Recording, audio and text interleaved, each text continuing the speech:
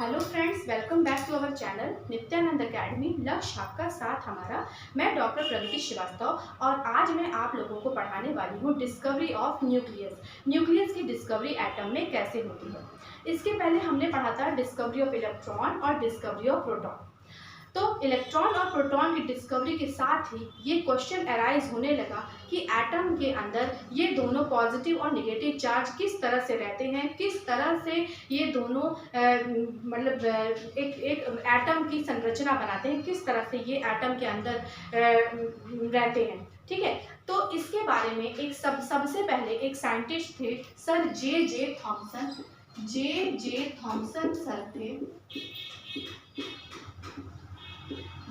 Thompson sir थे। उन्होंने सबसे पहले एक उन्होंने मॉडल दिया जिसका नाम था प्लम पुडिंग मॉडल।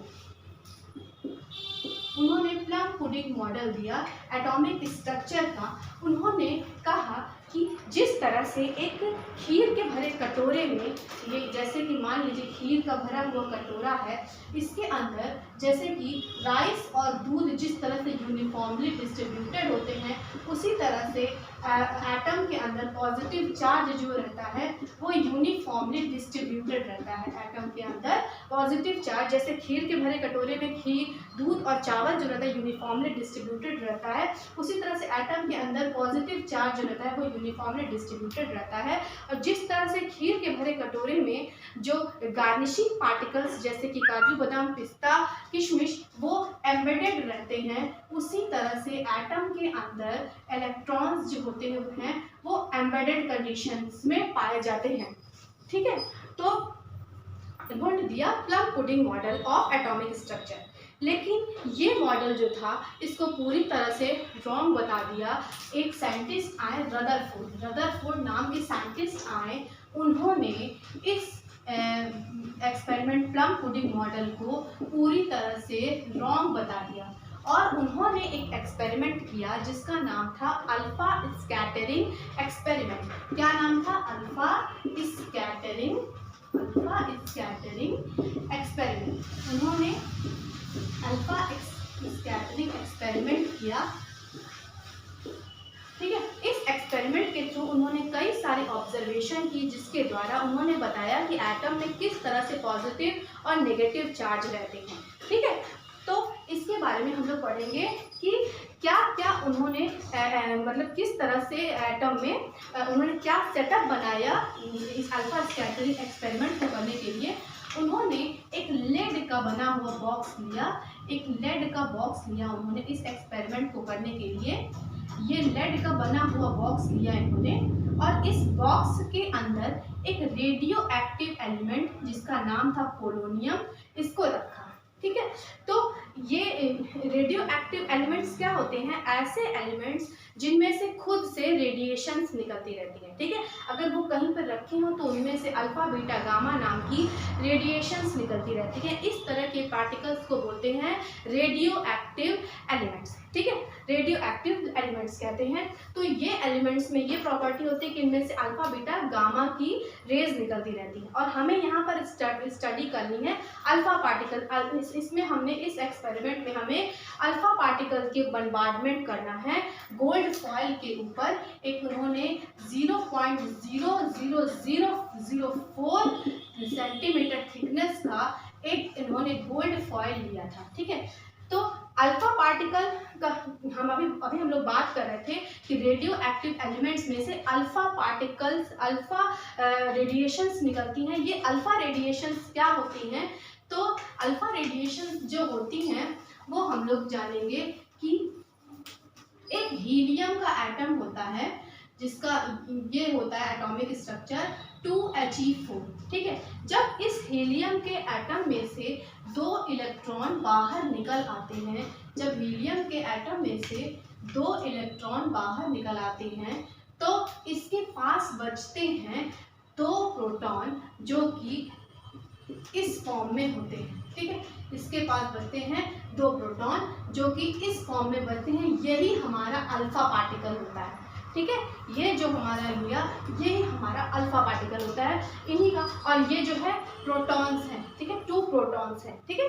तो पॉजिटिव रेडिएशन करना है, पॉजिटिव पार्टिकल्स का रेडिएशन करना है गोल्ड फॉइल के ऊपर। ठीक है, ये इन्होंने खूब पतली सी गोल्ड फॉइल ली। गोल्ड की फॉइल का इस्तेमाल इसलिए करते हैं क्योंकि गोल्ड ही एक ऐसा एलिमेंट होता है जिसे पीट पीट कर बहुत पतला बनाया जा सकता है। ठीक है, बहुत पतली सी इसमें इसको पतला किया जा सकता है।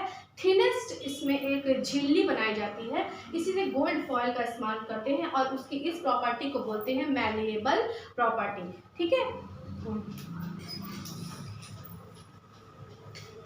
ठीक है, तो इस प्रॉपर्टी को बोलते हैं मैलिएबल प्रॉपर्टी। और इसको चारों ओर से कवर करे थे एक फोटोग्राफिक प्लेट से। फोटोग्राफिक प्लेट्स के थ्रू या फिर फ्लोरेसेंट प्लेट के थ्रू इसे कवर किया जाता है। ठीक है, फोटोग्राफिक प्लेट के थ्रू इसे इसलिए कवर करते हैं क्योंकि इस प्लेट के ऊपर एक फ्लोरेसेंट मटेरियल लगा रहता है जो कि जिंक सल्फाइड नाम का एक फ्लोरेसेंट मटेरियल है। यही फ्लोरेसेंट मटेरियल हमने डिस्चार्ज ट्यूब एक्सपेरिमेंट में पढ़ा था।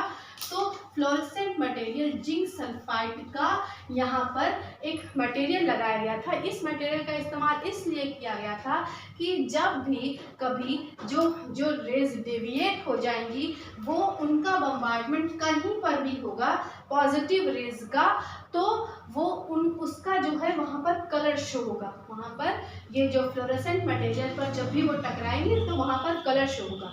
और उन्होंने इस पूरे सेटअप को डार्क में रखा था, मतलब पूरे अंधेरे में रखा था, ताकि वो जो भी कलर शो हो पॉजिटिव रेडिएशंस का तो वो उसे देख सके, उसे ऑब्जर्व कर सके। ठीक है, अब क्या हुआ, चूंकि ये रेडियो एक्टिव एलिमेंट्स में से खुद से रेडिएशंस निकलती रहती हैं तो इसमें से अल्फा पार्टिकल्स निकलना स्टार्ट हुई। बहुत सारे निकली अल्फा पार्टिकल, लेकिन इसने सिर्फ अल्फा पार्टिकल को लिया और वो जो है वो यहाँ से चल पड़ी गोल्ड फॉइल के ऊपर, गोल्ड फॉइल के ऊपर चल पड़ी। अब हम इस एक्सपेरिमेंट को जूम करते हैं और इस यहाँ पर हम एक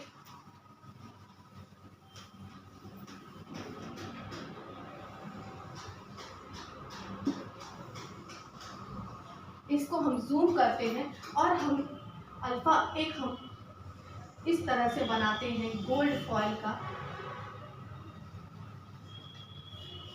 इस तरह से हम बनाते हैं, समझने के लिए हम लोग यहाँ पर समझ लीजिए ये एक गोल्ड फॉइल है और हमने इस पर अल्फा पार्टिकल की बम्बार्डमेंट की। ठीक है, अल्फा पार्टिकल की बम्बार्डमेंट की मतलब पॉजिटिव रेज को हमने इसके ऊपर जाने दिया, इसको फ्लो किया, पॉजिटिव रेज इसके ऊपर जा रही थी। तो जो रेज जो थी इसके बहुत मैक्सिमम 99% रेज जी थी वो इस गोल्ड फॉइल के पार निकल जा रही थी। मैक्सिमम जो रेज थी वो गोल्ड फॉइल के पार निकल जा रही थी। मैक्सिमम रेज इसके आर पार निकलती जा रही थी। वो इसलिए निकल रही थी क्योंकि रदरफोर्ड ने बताया था कि एटम के अंदर बहुत सारा हॉलो स्पेस होता है। ठीक है, खाली स्पेस होता है। As far as Rutherford model of atomic structure, atom में हॉलो स्पेस होता है। तो जिस स्पेस से जो खाली स्पेस से अल्फा पार्टिकल पास होते हैं वहाँ पर ये मतलब कुछ नहीं रहता, तो इसलिए वो आर पार निकल जाते हैं। ठीक है, अब जो अल्फा पार्टिकल ये एटम के बीच से थोड़ा पहुँच जा रहे थे वो एक साथ किसी एंगल पर डेविएट हो जाते हैं। जो अल्फा पार्टिकल एक बीच के एरिया से पहुँच रहे थे वो किसी एंगल पर डेविएट हो जा रहे थे। वो इसलिए डेविएट हो रहे थे कि ऐसा उन्होंने सपोज किया कि जरूर यहाँ पर कुछ पॉजिटिव चार्ज होंगे, कहीं पर इकट्ठा मौजूद होंगे, जिसकी वजह से ये डेविएट हो रहा है, रिपल्शन हो रहा है, क्योंकि पॉजिटिव में रिपल्शन होता है, इसीलिए वो मुड़ जा रहा है, इसीलिए वो डेविएट हो जा रहा है। जो कि बात उनकी बिल्कुल सही थी, क्योंकि उसमें से कुछ एक अल्फा पार्टिकल का जब बम्बार्डमेंट है, जब वो यहाँ पर गए तो ये अल्फा पार्टिकल्स ये यहाँ सेंटर से, यहाँ किसी एरिया से टकरा कर वापस की ओर भागने लगे, वापस आने लगे। ऐसा क्यों हुआ? क्योंकि उन्होंने ये ऑब्जर्वेशन बताया लास्ट में कि जरूर ये इन पार्टिकल्स का पेनिट्रेशन जो है वो हो गया डायरेक्ट उस पॉजिटिव एरिया में जहाँ पर मैक्सिमम पॉजिटिव एरिया था, और इसमें भी पॉजिटिव जो है इसमें प्रोटॉन्स प्रेजेंट हैं जिनके बीच में रिपल्शन हुआ और वो टकरा के सीधे वापस आ गए। जैसे कि बॉल हमने फेंका तो वो सीधे वापस आई हमारे पास, उसी तरह से हुआ कि ये जो अल्फा पार्टिकल जब उस गोल्ड फॉइल के सेंटर एरिया में पड़े तो वो वापस आ गए। ठीक है, तो इसका मतलब उन्होंने लास्ट में यही ऑब्जर्वेशन दी कि एटम के सेंटर में एटम का मैक्सिमम पॉजिटिव, पूरा पॉजिटिव चार्ज जो होता है वो सेंटर में रहता है, और इस एरिया को उन्होंने कहा न्यूक्लियस। ठीक है, समझ में आया? इस एरिया को बोला उन्होंने न्यूक्लियस। ठीक है, तो इसमें हमने क्या समझा कि जब वो ये जो रेडियो एक्टिव एलिमेंट था पोलोनियम, इसमें से जब अल्फा पार्टिकल जो थे वो जब जो ये गोल्ड फॉइल के ऊपर पेनिट्रेट करने लगे तो ज़्यादातर जो थे अल्फा पार्टिकल जो थे वो सीधे जाते थे। मैक्सिमम अल्फा जो ये रेडिएशंस थी वो सीधे जा रही थी और इस पर कोई फ्लोरेसेंस शो नहीं कर रहा था। लेकिन जब वो सेंटर के एरिया से पास होती हैं तो कुछ जो है कि इस तरफ डेविएशन, और जहाँ पर वो टकराती हैं वहाँ पर फ्लोरेसेंस होता है। उसी तरह से जब ये अगर सेंटर के पास से डेविएट होकर यहाँ टकराती हैं तो यहाँ पर फ्लोरेसेंस होता है, यहाँ पर कुछ कलर आता है, और कुछ जो थी वो बैक आती है। मैंने इस डायग्राम में बताया, लेकिन इसमें नहीं, ये मैं तो क्लियर करने के लिए इसलिए बताया क्योंकि हमें ये बताना था फ्लोरेसेंस किस तरह से होता है, इसलिए ये। लेकिन उसका जो आपकी बुक में एक डायग्राम है उसमें वो दूसरी तरह से है कुछ। ये बहुत ही सिंप्लीफाइड डायग्राम था, इस चीज को समझाने के लिए ये बहुत ही सिंप्लीफाइड डायग्राम था। तो आज की क्लास में हमने पढ़ा कि किस तरह से एटम में न्यूक्लियस की डिस्कवरी हुई। ठीक है, तो अब हम लोग अपने इस वीडियो को ज़्यादा लंबा नहीं करते हुए यहीं पर समाप्त करते हैं, और अब मिलेंगे अपने नेक्स्ट टॉपिक के साथ। ठीक है, धन्यवाद। Keep watching our channel Nityanand academy. लक्ष्य आपका साथ हमारा।